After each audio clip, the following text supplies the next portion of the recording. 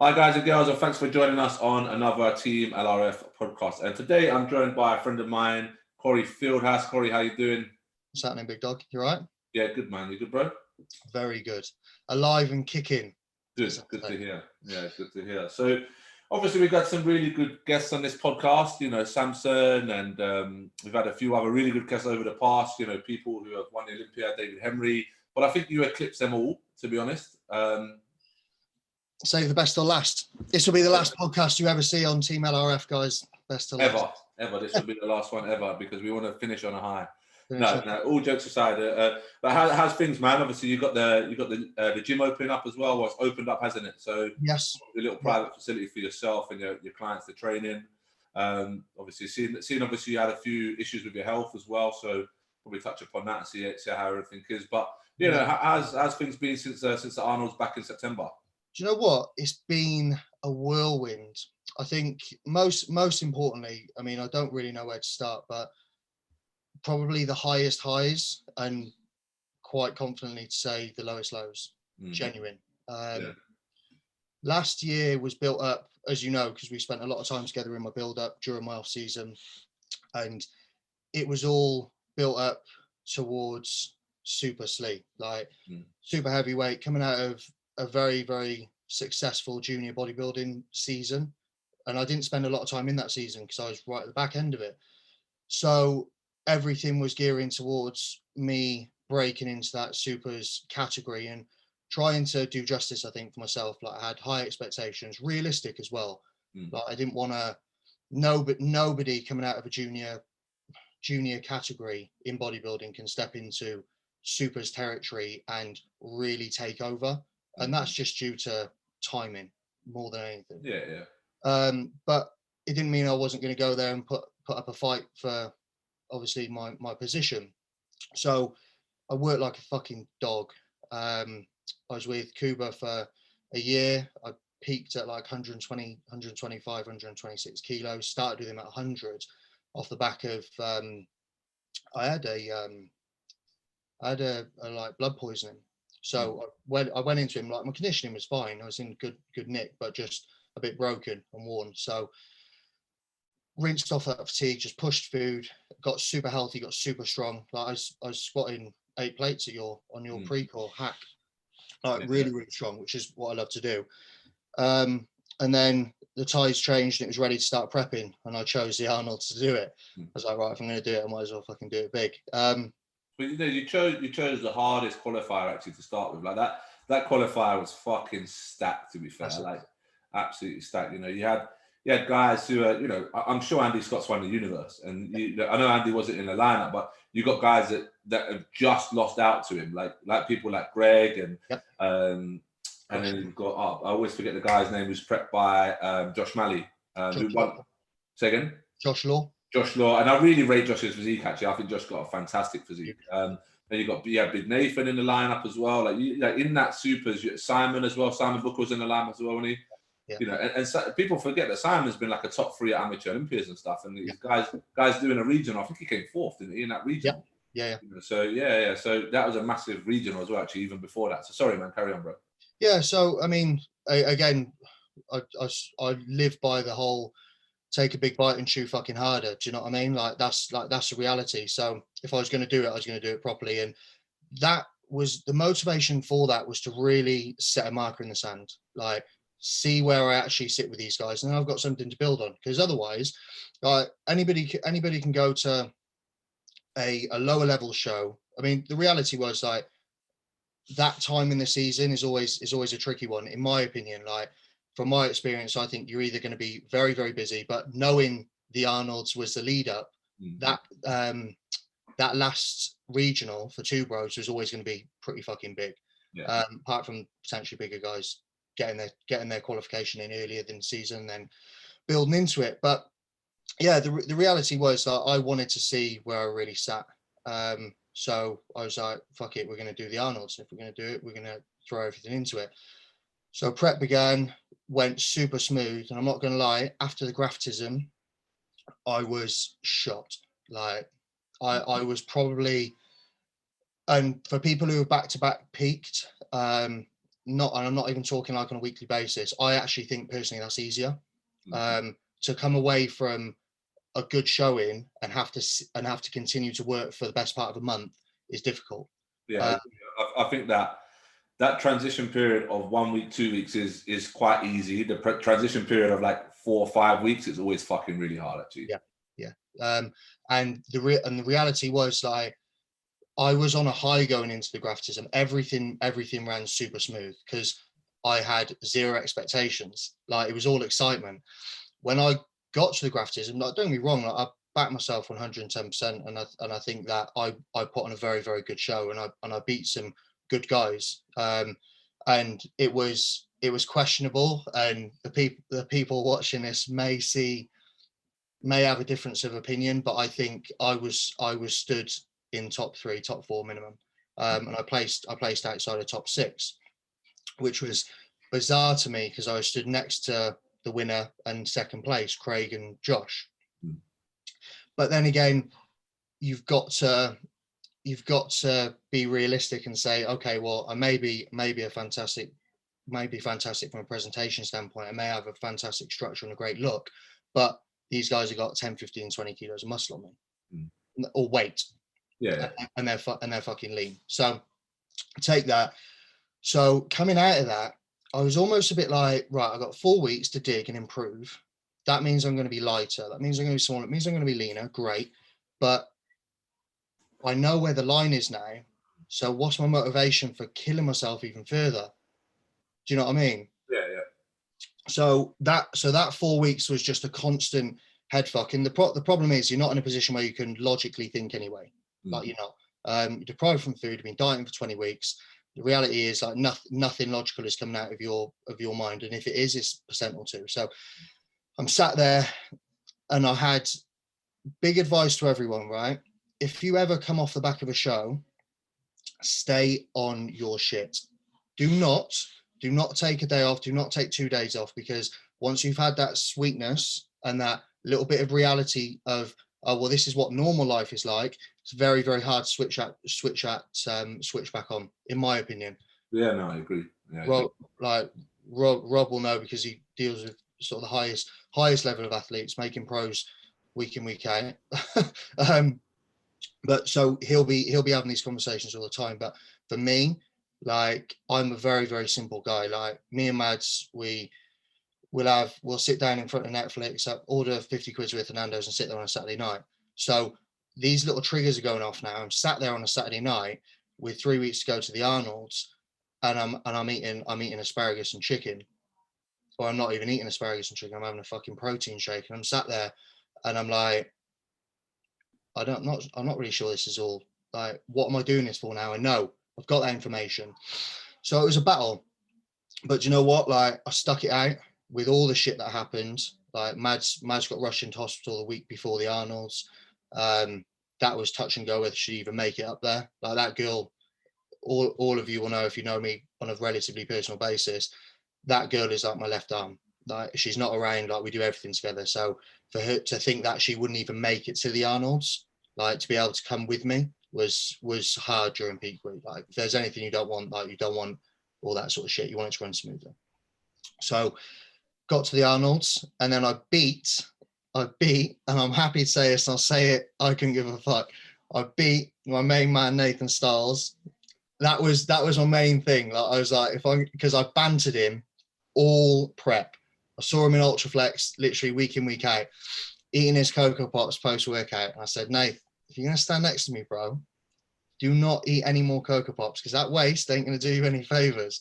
And so it was good. He beat me in the graftism. So I got a 1-up on him in the Arnold's. But wicked, amazing experience. For anyone that saw it, the biggest and best stage I've ever stood on, and probably the UK scene, in my opinion. Yeah. Like I said last week on the podcast, apart from the Olympia, it's the biggest stage I've ever seen, and I've travelled all over the world for shows. Yeah, I've been to the Arnold US, I've been to the New York Pros, I've been to the pro shows out in Europe, and apart from the Olympia, that's the biggest stage I've ever seen. Well, to be honest, in terms of actually span, it's probably bigger than the Olympia stage, but in terms of audience, like, I've never seen anything like it in the UK. Unbelievable. It was incredible. Not quite as ruthless as the ones that you tell me about though. Apparently they shout all sorts of shit at you in America, don't they? Mate, when I was at when I was out at New York, obviously New York was my first ever American show, and New York is ruthless anyway. Like, you know, like there's stories obviously when Dorian went out there and did his first show, and you know they booed the American that won because they thought Dorian should have won and stuff like that. Like when I was out in New York, there was a 212 guy that come out who I can't remember who it was, but he got the first call out. The guy next to me was literally shouting, "You're fucking shit!" Like, you know, like number 75, you're fucking shit. Get out of that call out. No one batted an eyelid. It was like everyone would see that every day, and yeah, they are fucking ruthless, to be fair, man, out there. Like they just you don't get that here at all, do you? Well, you can't even like call your fucking client's number because that's fucking someone says, "Oh, it's corrupt." It's yeah, 100%, 100%. Yeah, 62. Tighter, stay tight through the glutes. It's like, shut the fuck up, Mark Dane. Yeah, it's fucking ruthless out there, man. I tell you. But no, it was a great stage, man. It was a great stage. It was a great day, like a great weekend. And I've just think they're making it bigger this year. They're going to spread it across 3 days. Like, and that will maybe be my only critique of the Arnolds is that some of the guys and girls felt a little rushed, just because obviously it was all on one day. You had so many competitors, which again, sometimes you can't account for. Sometimes you can't account for 50 people registering on the day. And so obviously they rectify it this year. They do advanced registration. They've done it over 3 days. So I think it's only going to be an even better experience, to be honest. Yeah. I think the quality of athletes are going to be better as well. Like when you get to go out abroad, as you know, but obviously I did the amateur in Alicante as a junior, and to go out there, it's just like, right, you're really seeing what this pond's like now. Like you're seeing how big it doesn't matter whether you win overalls at PCA or even two bros in the UK sometimes, depending on who turns up. When you go out to these international shows, like you really see where the talent is, and you realize that there's some big guys out there and girls, like amazing athletes. And that I think was a very, very big wake up call to think, Jesus, like there's going to be some good guys coming to the UK now. I'm not going to have to get on a plane now because they're going to come to me. So if you're going to be standing on stage, and I think we saw that quite a lot with Two Bros as well, like that. I want to say he was Ukrainian who won the supers, Connor, Joe Ballinger was all. Was it in the British? Oh, the Italian guy. Italian. Yeah. And you think you look at that and you think, right, okay, well they're coming over here now. This isn't just a pool of the UK scene. Everyone knows each other from Instagram. Great, we're all best mates. Like these guys are going to come over. They don't give a shit who you are. They don't give a shit who your mates with. They don't give a shit if you train with them or not. They're going to come over and they're going to take your pro card. So turn up. Do you know what I mean? Yeah. Well, I actually I don't know who I was speaking to the other day, but I said to somebody that there was only one UK bodybuilder all year that won a pro card outside of the UK, which was Rob Cannon. Yeah. You got to think how many bodybuilders travelled for shows this year, and one bodybuilder outside of the UK got a card. Yeah.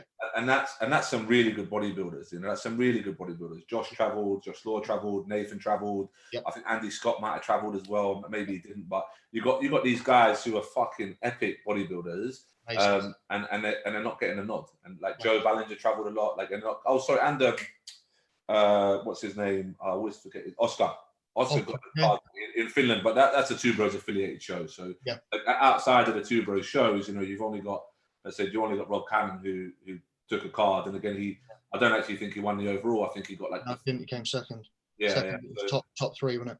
Yeah. I think he might been second or third in the overall. So yeah, like the standard of these international shows is unbelievable. And yeah, like you say, like these shows are now like the Ben Weider in a few weeks' time. I think it's only 5 weeks' time. It's probably going to be an easier pro qualifier because it's at the beginning of the year, but it's definitely not going to be fucking easy. I tell you that. Not at all. Yeah, no, it's going to be. The thing is, like people, athletes get better, coaches get better. I said this. I think it was after like the first timer show for PCA, and it was absolutely rammed because it kept getting pushed back. Do you remember? Everyone who was anyone who was there, and I came back and me and Matt were having a conversation in the car about it, and we were like, do you know what? Like the quality of athletes in these first timers show is silly, but the quality of athletes are as a result of the quality of coaching.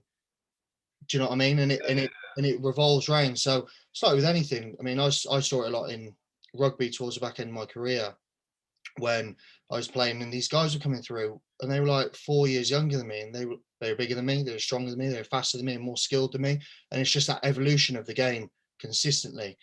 So it's exciting. It's exciting to see. And I think what is positive is that level of education is showing more longevity. Yeah, for sure. For sure. Well, a prime example was the guy I prepped for the first time was one of the first timers, Adam, went Yeah, on to win the British finals. yeah, You know what I mean? He'd done 3 shows, he'd done first timers, he won that. He'd done PCA London, which is a big show, won that. And yeah, then went on to do the PCA finals against some really top boys yeah, and won that as well. And one of the guys that was in it, this is how good that lineup was. That one of the guys who was in that PCA finals didn't place, went to a show a week after, and then won a pro qualifying event. Didn't win the pro card, but won his class at a pro qualifying event. yeah. And he didn't even place at the finals. Like, so yeah, like these first timers, they're crazy, man. And again, like there's another first timer show now, probably when people listen to this, probably 3 or 4 weeks from now. Like I think I've only got one girl doing that show, but this is somebody who you look at and you would think, nah, she's nowhere first timer. She poses well. She's got tight midsection. She carries a decent amount of muscle. Like, you know, these are people that, you know, first timers, you have this impression of somebody skinny who's not really posing well and looks awkward on stage. But, you know, like you say, like not only the knowledge of coaches, the better coaches, the more evolution of athletes, the more evolution of training, like people like these first timers now, they're no joke, man. They're absolutely no joke, like you say. It's nice to have that guidance straight off the bat. I mean, it would have been the same with yourself, but for me, training out my mum and dad's stable, Argos set up. I know we laugh about it with the whole lockdown thing, but like it's trial and error. It's so trial and error. It's just like you read something in Muscle and Fitness, and it's like GVT is the one. So you do GVT for 6 months, but you actually don't diet properly. You don't have a fucking clue what you're doing, so you don't make any gains. It's just like, all right, okay, well, I'll go on bodybuilding.com and look at what Steve Cook's doing, and he's big man on campus. I was having a laugh with somebody in the gym about it the other week, and it's just like it's nonsense. But now I think power of social media, I suppose, people are like people are getting onto it very, very quickly. They're not spending 2-3 years of their developmental years just trying. They're straight on the train and then they're flying. Yeah. I remember training when I first started training. I was 16. I used to train chest every day. Yeah. If I didn't train chest every day, then I wouldn't get any muscle there. Do you know what? I'm pissed, mate, because I trained arms every day and I still got shit arms. So that was a fucking 3-4 years wasted. Yeah, it's crazy, man. But like you say, it's there's an evolution of everything, knowledge. You know, and there's been some coaches who I think have been on the forefront of that and really pushing that side of things, which is great. You know, and it is really, really useful. It's really, really useful to have. So yeah, let's fast forward, man. Like obviously you opened up your little client gym as well, which is good, man. And obviously Yep. I've seen you get things rolling down there. What sort of things did you face to open that? Like what, obviously apart from the pump truck issue, like getting a pump truck, but you know, what sort of issues did you have? It's the new and old generation. Units are ran by property portfolio specialists who are all 80 plus years old. And when you say to them, I'm an online coach and I earn this much money and I do this and I've got this many clients and this is how far my business is going to go, they say, yeah, but you're not a carpenter. And I'm like, what the fuck? So it took me over a year to actually be able to sit in front of a landlord genuinely and pitch him and say, listen, like we can do this. Just give me a chance. So really, it was just about that vision, I suppose. I think I probably would call it vision, and the belief and the fact that I've got a mortgage and I can put my house up against it. Like if I don't pay your fucking rent every month, mate, come and take my sofas. Like you know where I live. But I remember us having a conversation about it and that time it takes communicating. Agents aren't fantastic. Do you know what I mean? So the sooner you can get hold of a landlord, the better. But we like it was all right.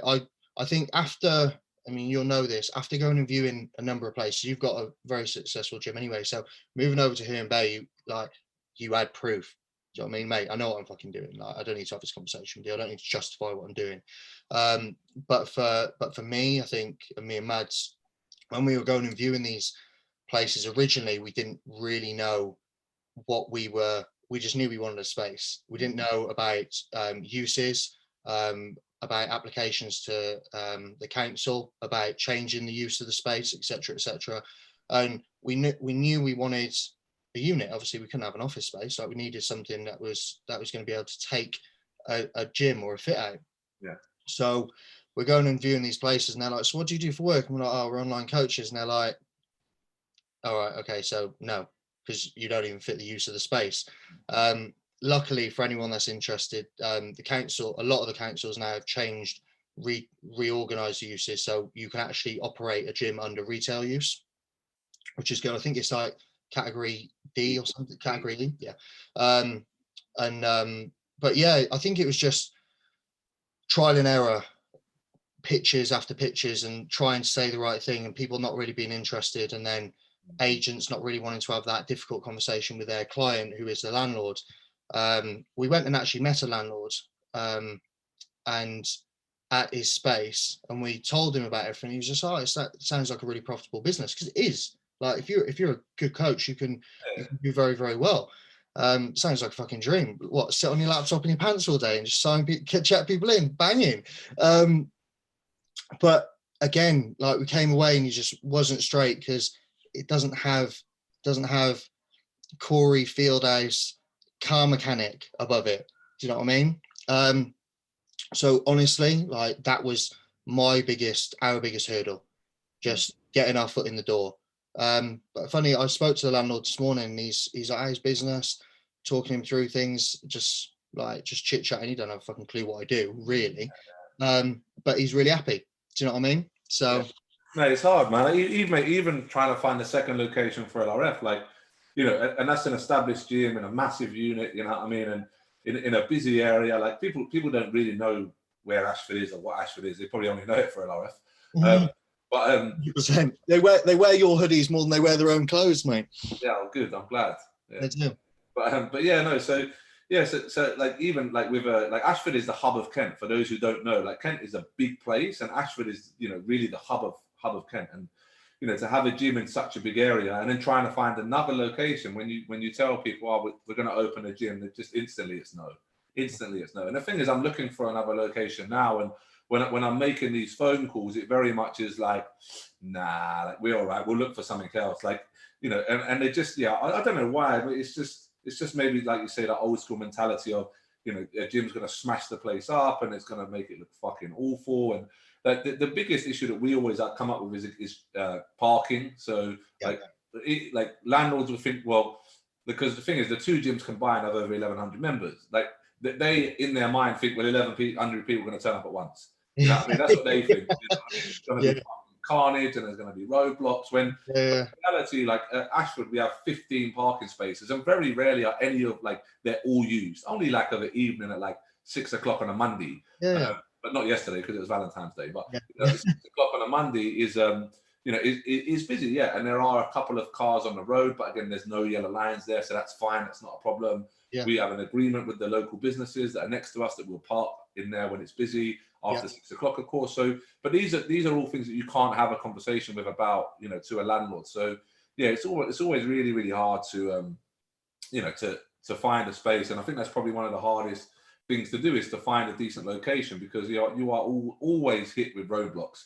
And, you know, as I said, it took 3 years actually to find a second location. It took a year from agreement to actually getting like a lease in place and getting something sorted. Like, you know, so in reality, it took 4 years to find a second unit.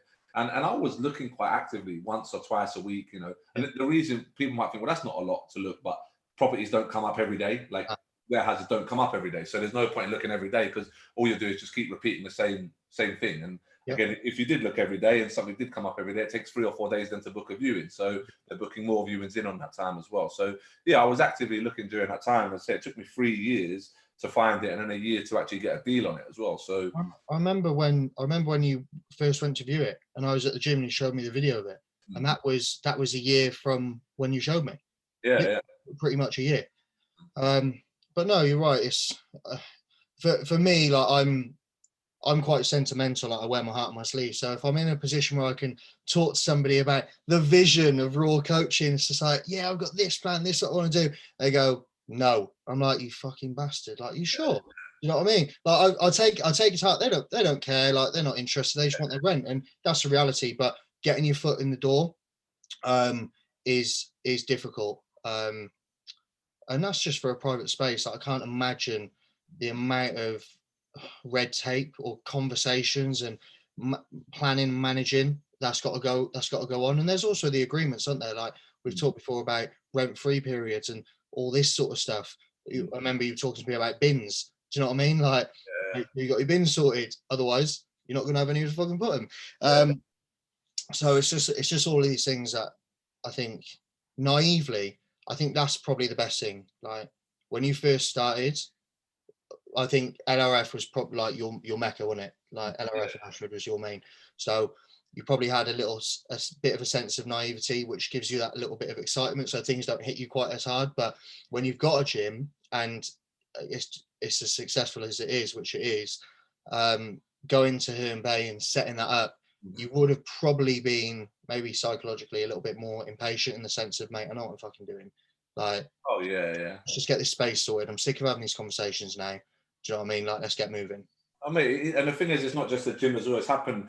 Like at the moment, like I'm probably the busiest I've ever been at the moment, and I'm just talking. So we've just employed a new agency to take care of the social media for Complete Strength, and I'm not talking about like posting. I'm talking about like ads, SEO, website optimization, and stuff like that. Not just like search engine optimization, but actually looking at the website. Yeah. And I looked at the website and like the frustration grows when I don't know what's going on.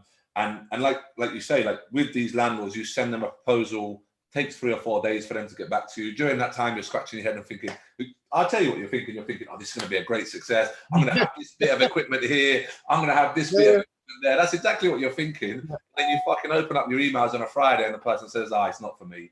And then all them fucking exciting thoughts that you've had has literally just gone out the window. Yeah. But it's exactly the same at the moment with Complete Strength. Like we've taken on this like social company who seem to be really good. To be fair, I just had a chat with them earlier. They're on the ball, but for example, like I will action things straight away. We've got off this call, for example, and she said, "Well, I need a list of these products," and and I said, "Cool, I'll do it as soon as we get off the call." And she said to me, "Well, we won't be able to look at that for another 2 or 3 days. So, like, if you can obviously send that to us, that's great." But it's because obviously we only have this one sole vision, like you say, like we have this one sole goal and it's one sole vision. Where these like agencies and where these landlords, they have 10 or 12 different projects going on at once, so they can only dedicate part of their time to you and to your project, and that's one of the most frustrating things as well. Same as like when you're trying to book in builders and painters and shit like that. Like I'm trying to book you in for tomorrow, but you're telling me you ain't got a space for 3 weeks, and like the frustration grows there. But I'll be honest, you don't ever get over that frustration. It's still sat there, no matter how many times you do it. You just learn to deal with it a little bit better. Yeah. I think talking about builders, like we had, like I'm quite straight up. So again, going and viewing these places, my builders who did my kitchen downstairs or my whole downstairs, we moved in here. Like I called 3 people, right? And I said, listen, I said, I'm not ringing around for a quote. I need this doing. You can have the work, just come and do it. Like I don't care. Like I'm not interested in bartering with you. You're not gonna give me a quote and I'll call you back in 6 months. I need this doing now. Like, so when I'm going and viewing these units, I'm like, listen, and so when do you think you'd like to move in? Yesterday, hence why I'm here. Do you know what I mean? What you think I'm forward planning a year? Oh yeah, no worries. Let me just get the money together and then I'll give you a ring. Do you know what I mean? Like, take action now. And I think from a business perspective, and you can tell me this for a fact, like you don't get to where you are by sitting and thinking about ideas. Do you know what I mean? Like you've got to action that shit. So I think, what was your first product for Complete Strength? Pre-workout, wasn't it? Pre-workout, yeah. Pre-workout. So when you first made the idea of doing a pre-workout, all right, bar knowing the industry yourself because you're a bodybuilder, bar knowing the ingredients you want, like you didn't sit there and draw the label, did you? Do you know what I mean? Like you started going out and looking for ways that you can make the pre-workout, right? Yeah, and the thing is that even with that, like I like you, I will jump in at the deep end, but I'll jump in at the deep end like knowing that I've got a little bit of nous behind me. Like, for example, if somebody comes to me and said, I want to fucking build an iPhone and this is what it's going to look like, I'd be like, I've got no fucking idea, mate. You know what I mean? Because it's not my thing. But if someone says to me, listen, Rob, I want to create a new product with this and that and in the bodybuilding industry, and I could look at it, you know, and say, well, actually, I think it's going to work, or I think it's not going to work. So yeah, like I will jump into things where I know that I've got a good chance of succeeding. And like with the gym, I knew I had a good chance of succeeding. Even if, for example, like the gym failed, like, yeah, I would lose money. But again, like you'll know me and other people know me, I'm not money driven. Like I've got enough money and that's all I need. But also in the same breath, if I lost everything tomorrow, I'd still be Rob. I don't fucking have to. I haven't got Rolexes to sell. I ain't got Lamborghinis to sell. You know what I mean? I drive a fucking Nissan and I wear a fake Apple Watch. Like, you know, I'm not worried about Aura ring on. yeah. I'm not worried about that side of things. So like, yes, I could potentially lose money, and I think that's where people go wrong sometimes. Is that they're so scared of losing things that have been built up. And yes, it's not nice to lose money, but like the first, again, this was my point, the first pre-workout that we made, you know, never actually got released. It was fucking awful. It was fucking terrible. It cost me about $7,000. Like, and all the ingredients were the same and everything was right, but they just didn't flavor it right. So they sent us out some samples. I was like, man, that's banging. I said, make that. And then when they made it wrong. And everything then had to be turned around. And then we had to then find another manufacturer and another this and another that. And, you know, if you don't fucking go in with something, say, well, you know what, like I've got an idea of what it's going to look like. I want to get this going. I want to get it moving. Let's get some bits together. Let's see how it happens. And you know what? The worst case scenario is I fucking foul. You know what I mean? And again, just even like, for example, like with the house as a deposit, like if you foul, I know you'll go out and get a job in a week, regardless if it's fucking cleaning dustbins or fucking packing shelves at Sainsbury's. I'll go out and get a job in another week and I'll start again. Like I'll start again. Like you ain't gonna go hungry. You ain't gonna fucking live on the streets. You ain't gonna be starving. You know what I mean? You'll find a way to go and get whatever it is you've got already, if not even better, because you've learned from your mistakes of the past. 100%. I think there's something to be said for being at rock bottom and knowing that that's the furthest you can fall. So what's it fucking matter? Do you know what I mean? Like, all right, I am in the worst possible place. And listen, like I've been there, you've been there. And I really have thought, what the fuck? Like, what the fuck? But then that reminder of, well, do you know what? Like, I don't actually see anything getting worse. So maybe now I'll start to push on. I can stop feeling sorry for myself and stop licking my wounds. Like, yes, a couple of shit things have happened on the fucking bounce, but now we'll start getting back to work. And mate, I've been there. Like we've had conversations before where I've been getting up at 4 o'clock in the morning to get to supervisor security shift at 6 o'clock in the morning. I'm having to get a bus to a train station, then get a bus and then walk the last 15 minutes. Like a 2-hour commute at 4 o'clock in the morning. Nobody wants to do that. Going to work in the dark, going home in the dark, it's shit. But do you know what? Like, who fucking cares? And nobody really does. Do you know what I mean? So you can sit there in pity, but nobody's gonna change what their thoughts are. So you just got to do your thing. Do you know what I mean? If you really want something, you'll find a way. You'll 100%. Find a way. Like for example, the pre-workout. Like when we first had that pre-workout, it would have been the easy route to say, "Oh man, this ain't gonna work." Like, you know, I mean, I used a local manufacturer. I've lost 7 or 8 grand. Like, you know, this supplement game ain't for me. And turn it around. You know, 18 months later, the business does £500,000 a year. You know, all because I was like, well, you know what? Like, I'll just find somebody else. Like, I'll just find somebody else. You know, rather than me wait 3 years to find another location, I'll say, oh, well, you know what? Like, we ain't never going to find another location. And then Herne Bay would never have opened. Like, you know, the easy route's always there, but the easy route is really a lot of times just a pussy out. Like, you just it's a comfort blanket, I think, as well. Like you and I'm going through this with raw coaching at the moment. I'm like, right, okay, well, I'm in a position where like I'm all right. Do you know what I mean? Like I'm all right. I'm cool. Do you know what I mean? Like I can probably sit on the amount of clients that I can, probably flick up every now and again, maybe some drop off as they do, as is normal. And I'm cool. But fuck that. You know what I mean? Like, because if I ain't going to put my back against the wall, nothing's going to move forward. And those like, and you realize you sort of, you just scale up every time. And it's not like you go from earning £2,000 a month to £2,500 a month. Like, you're going from earning £2,000 a month to £5,000 a month. But that gap is the fucking effort and like tired nights, tired mornings, sitting there grinding it out, having shit conversations with people, thinking you're getting nowhere.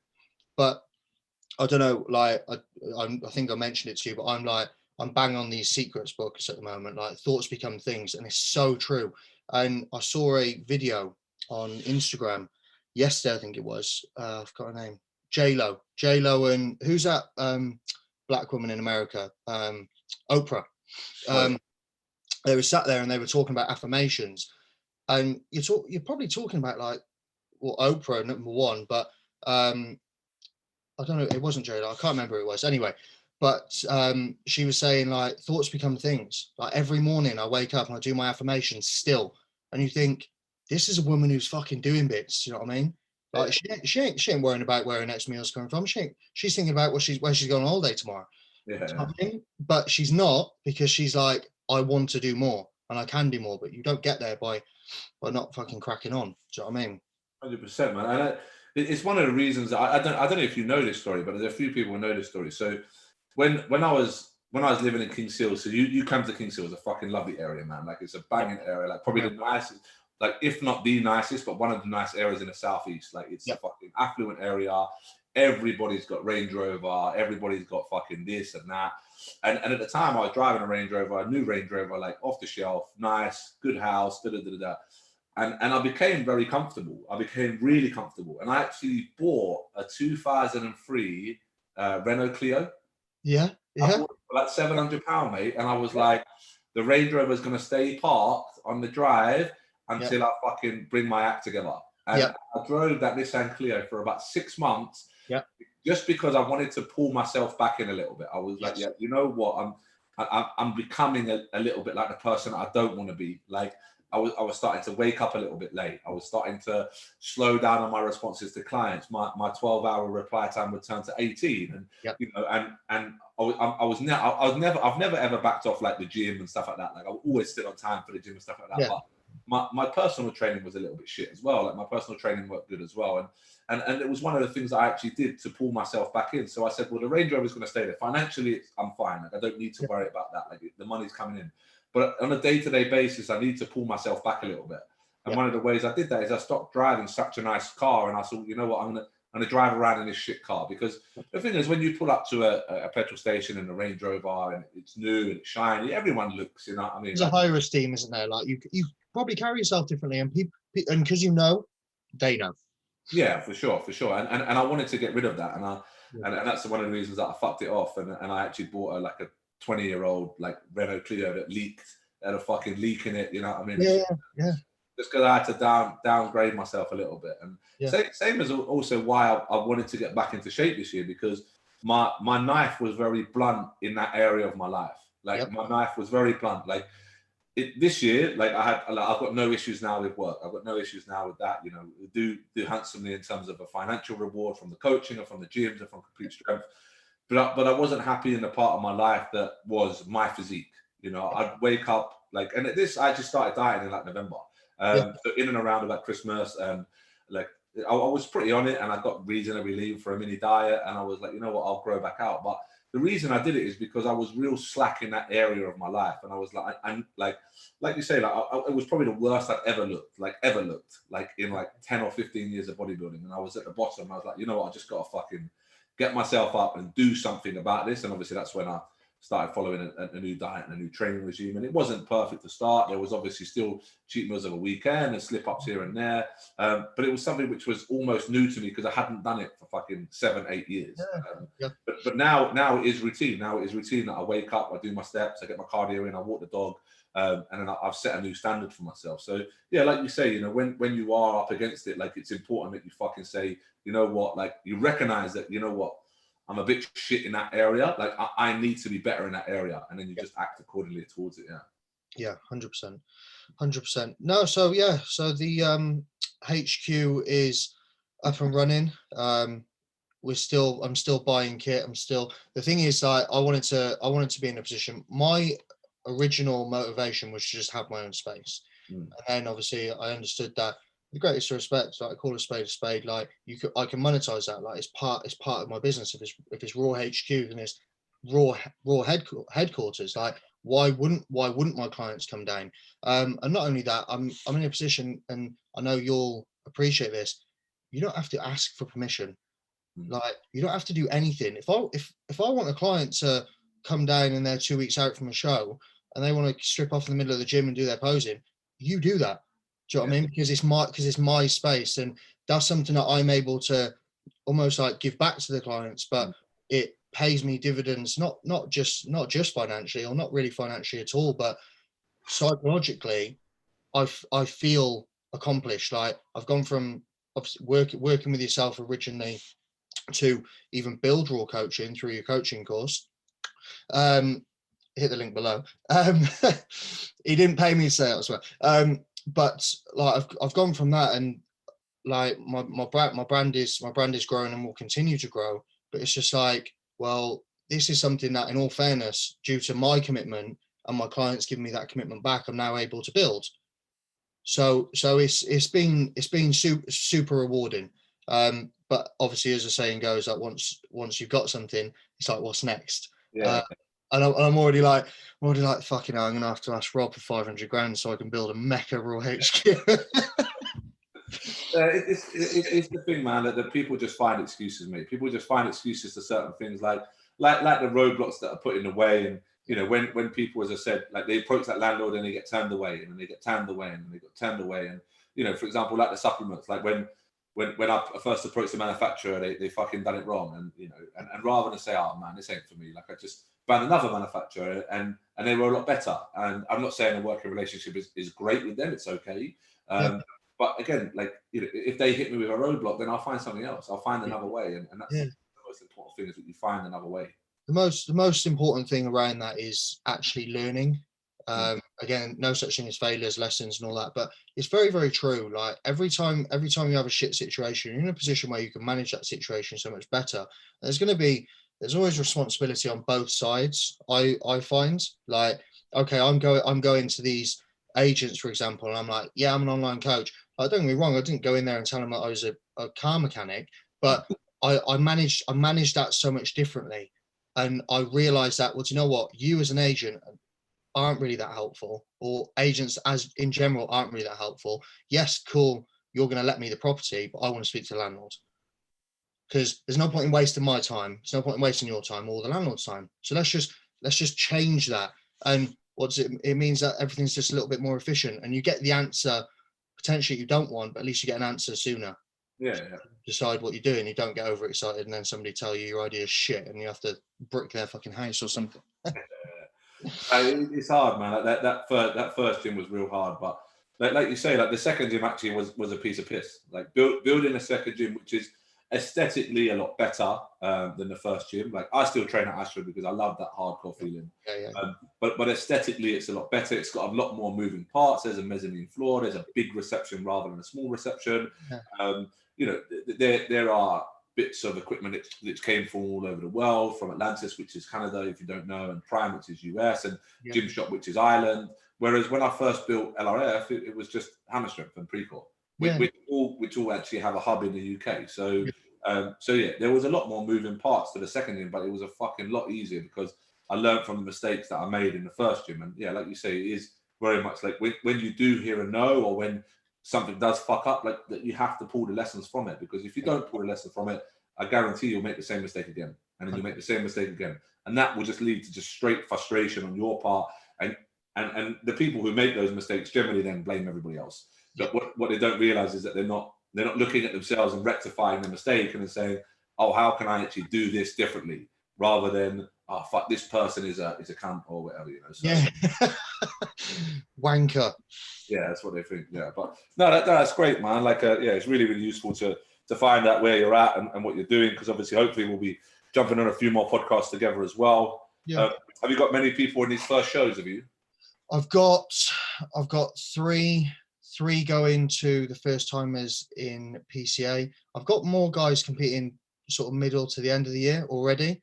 But I wanted to be in that position. Like the guys that I've got competing already this year, earlier on in the season, are guys that were in their progression phase last year. And I didn't want to. Last year was a great experience for me from a coaching perspective, because I've never been to an actual show with a number of athletes and had to really find my feet. And the reality is, like the likes of yourself, Tom, Cal, Jace, all these boys, like you've been doing this a long time. You've got a good amount of experience, and you're treading into quite a deep puddle, I believe. I felt, and the expectations there. Obviously, like we're friends. I'm friends with Jace. I know you guys personally. Doesn't mean I want to come away with anything less than a fucking first, and I want my guys to beat your guys. Like so, as from a brand perspective, I was very, very much in the position where anyone who wants to compete under the Raw Coaching brand now has to follow. I'm not doing these quick shotgun preps. Don't message me 8 weeks out from a show and say that you want to get in shape, because it puts me under a lot of pressure, which means it puts you under a lot of pressure. And the reality is you're probably not ready if you need an 8-week prep. So that for me, coming into this season and this year, I'm not as busy, I'll be honest. But you know what? I feel more confident with the guys I'm taking. But prep is everyone wants to be a prep coach, but people don't realize it's fucking hard to break into. Like you say, like there is a crop of probably, I would say, between, depending on how you look at it, like there's a crop of anywhere between sort of 4 to 8 coaches who, I'll be honest, who probably have 90% of the clients, 80 to 90% of the clients. And you're wondering why these guys are guys, and some girls are constantly winning shows, is because they have the majority of the clients. The reason that you could probably, again, name 5 coaches who get 80% of the wins is because they've got 80% of the clients. So you go into these shows and, like I said, I've got a first timer going into this bikini show in the PCA who doesn't look like a first timer, but that's the market that I'm going to attract. And when you have other coaches who are not inexperienced in terms of the fact that they've not been coaching for as long, but maybe they've not been working as closely within the industry as long, you're going to attract that type of client who might, for example, my first time I might have had 6 years of training under her belt, where your first time might only had 18 months. So naturally they're going to carry more muscle. It doesn't mean naturally that I've got that person in that position to build all that muscle and look great on stage. It just means they've come to me with a lot more experience, a lot more knowledge, and said, you know what, now it's time to dip my toe into the water because I've done all this training. But again, other people will have other clients come to them who don't have almost that resume under their belt already. And people wonder why do LRF win so many shows, or why does Team Jace win so many shows, or why does Cal or Tom win so many shows? It's because they've got the majority of the clients in those shows, and also too, it's the fact that the quality of client that comes to these people is, generally speaking, not always the case, but generally speaking, a little bit of a higher quality of client. Again, not meaning that to disrespect anyone, but it just means that the people approaching these guys and girls can see the results that they get and think, I want a piece of that, rather than I want to try a show. Yes, and that is the thing, and I think it just goes back to managing expectations. Like I love being a prep coach for competitions, but the workload is far greater than working with Gen Pop clients who, do you know what, need less babysitting. Like all these supersonic athletes that everyone's got a hold of, they're drama queens. Like, but they pay a lot of money for that as well. So again, if you're paying £200-300 for a coach, like, you're fucking bleeding them. Most of the time as an athlete, why is this happening? Why is that happening? Oh my God, like, you haven't replied to me in 2 minutes. What am I going to do? I'm not going to be able to breathe. And they're prima donnas. They are. I'm a prima donna. Like, the reality is, like, if I'm prepping for a show, like, I want to make sure I'm doing everything right. I'm probably not as bad as some people, but the reality is, like, competitive clients have got big egos. They have, like, they've got to, because they've got to feel themselves, put themselves in front of hundreds of people in a little pair of pants and fake tan. Do you know what I mean? Yeah, for sure, man. Yeah. So I think moving forward, that was the big thing for me. It's not a numbers game. And again, I respect you guys, and what you do. And I'm just staying in my own lane, focusing on my clients and making sure that I bring the best them possible and make sure that they're competitive. And that's all we can do. Do you know what I mean? Do, man. That is generally what you've got to do, mate. Just stay in your lane and, you know, like you said, manage expectations. When a client does look great, you tell them, man, you look fucking great, and you're going to be hard to beat. And if a client is slightly off, then you tell them, listen, you're not sharp, you're not going to be as sharp as these other guys and girls, but listen, let's do what we can, let's bring the best that we can, and we'll go from there. So no, I think there was a massive thing last year, again talking about muscle, etc., with first timers going and just not having as much muscle as these guys. Adam, your boy, was fucking brilliant. Like had a big full shoulders, massive full chest, lovely back, big arms. Do you know what I mean? Like, look the part. He was ready to go. He's ready to rock and roll. Nobody was standing next to him really. And then you've got the opposite end of the spectrum, first timers who are very much like, I've been training a year. I want to see what this is about. So if you're taking them and you're prepping these guys, which is absolutely great because everyone deserves a shot of the trophy. You just got to manage your expectations and be like, listen, these boys have been doing this for a long time. Don't misinterpret the first timers because it means fuck all. In my opinion, anyway. I thought last year's quality of athletes was insane. It will, and mate, it's only going to get better. Yeah. No, so I'm excited. Yeah. Are you going to that show? Are you?